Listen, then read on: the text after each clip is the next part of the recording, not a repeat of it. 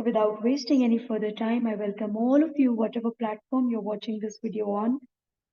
I welcome you, and I hope that you people will get extremely valuable learning in the next 20 minutes of your time. First things first, what is an emotional trigger? You might be thinking that Priyanka, emotional trigger is whenever I respond or react to something. Actually, emotional triggers have got a very deep connection with how do we process and perceive the situation. Same situation for two different people can yield two different reactions completely. For one person, that is something that shakes that person from within, while the other person stays calm, smiles on the same situation, and moves ahead. So, emotional trigger is not circumstance based, emotional trigger is self based. It is based on what experiences you had in the past, what education you had, and what upbringing you had.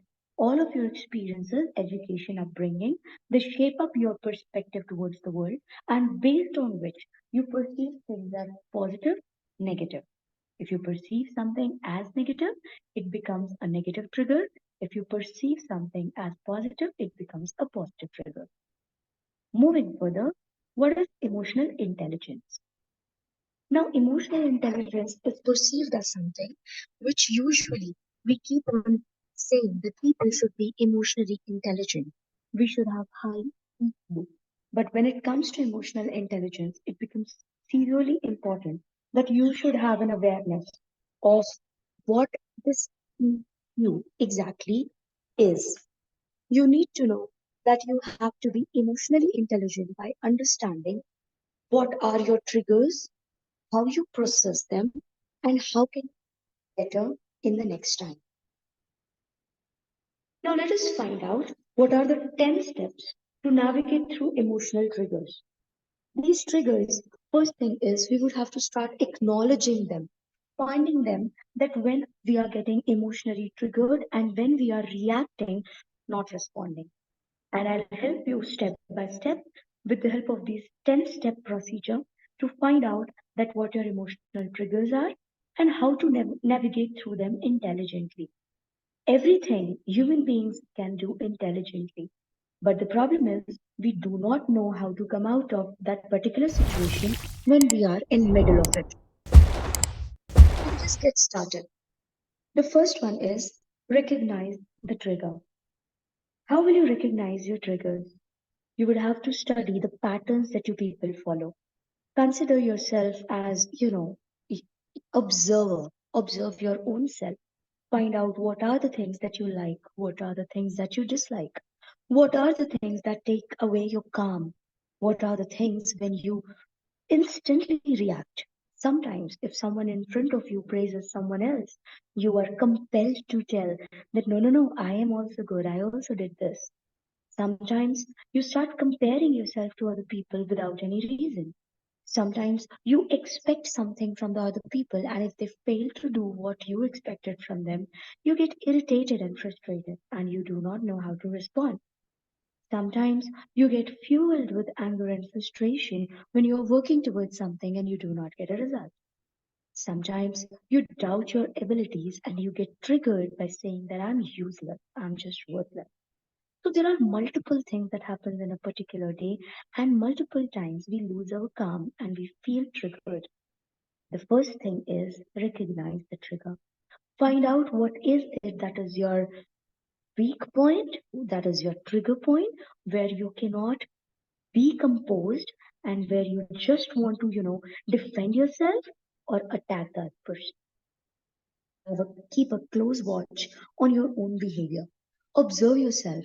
Let me give you an assignment tomorrow, the whole day. Observe yourself as an observer. Whenever someone gives you something, how do you react? Whenever someone says something about you, how do you react? When you get to know from a third person that someone else told something about you which was not right, how do you react? When you create a project and someone comes and criticizes you, how do you react? When you wear the most beautiful dress and your spouse does not compliment, how do you react? Find out and recognize these triggers. The second and the most important is pause and breathe. You'll say that Priyanka, we keep breathing the whole day. I know that. But you know what? When we get triggered, we do not breathe deep. we breathe shallow. And when we are breathing shallow, at that time, the oxygen supply towards brain reduces. And because of which we tend to react because the cortisol level is high and we end up doing more harm than good. You might remember those incidences when you answer back your best friend and you regret later. You shout back at your loved one and you regret later. So, if you pause and if you breathe, if you give your brain that space, that gap to be intelligent and not emotionally triggered, you will respond in an intelligent way, not react in an emotional way.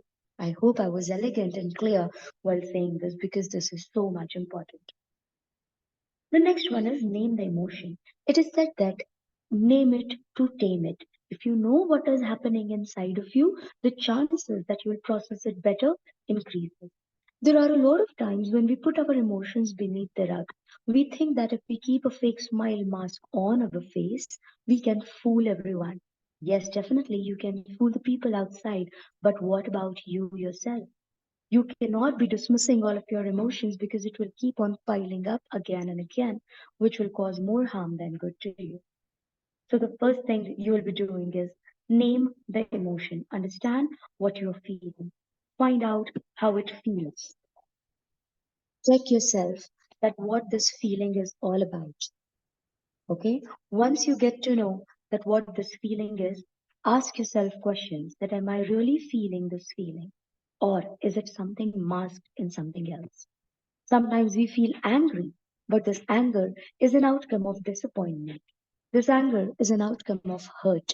This anger is an outcome of betrayal. This anger is an outcome of unmet expectations.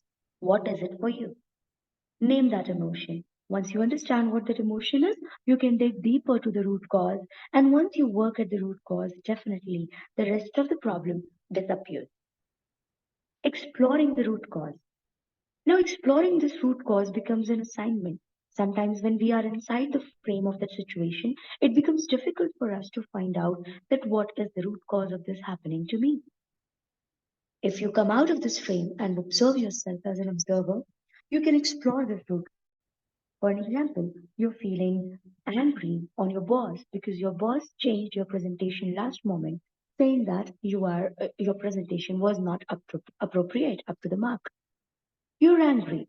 But now, let us dig it deeper. You'll ask yourself, why am I so much frustrated? Cannot I take feedback positively? I can take feedback positively. Then what is happening here? I am overwhelmed because tomorrow is the presentation and my boss told me so many changes. How will I process that? I'm feeling overwhelmed because if I do not make these presentation changes and if the presentation is not appropriate, I might lose the opportunity to get the promotion.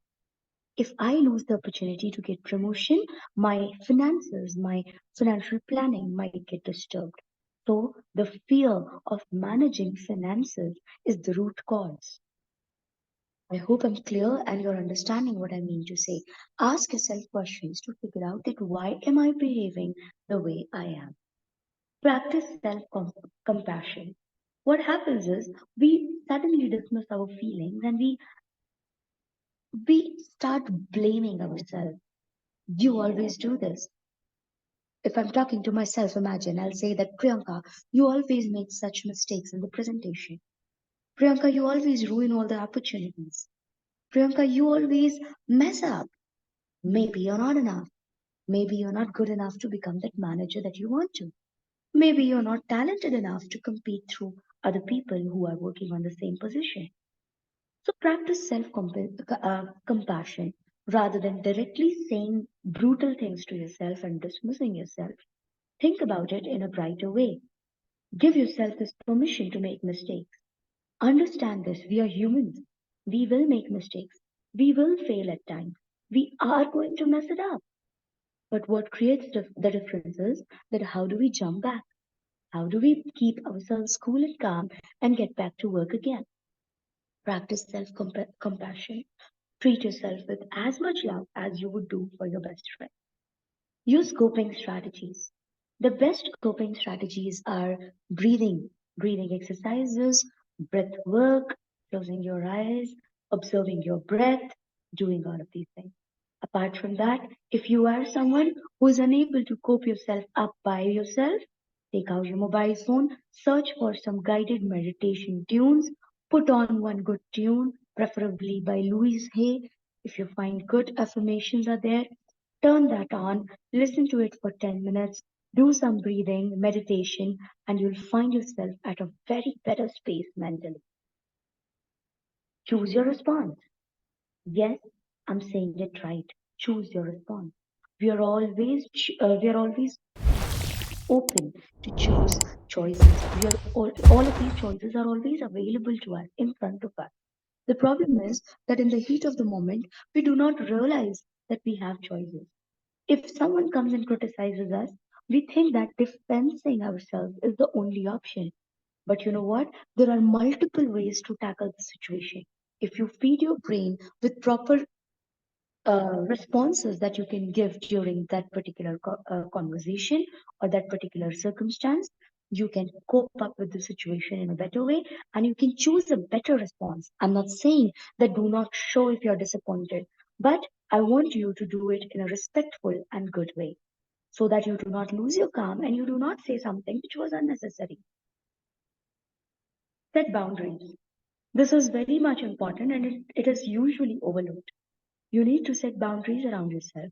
You should give people, projects, and things only as much liberty which is okay for you, which is not ruining your peace.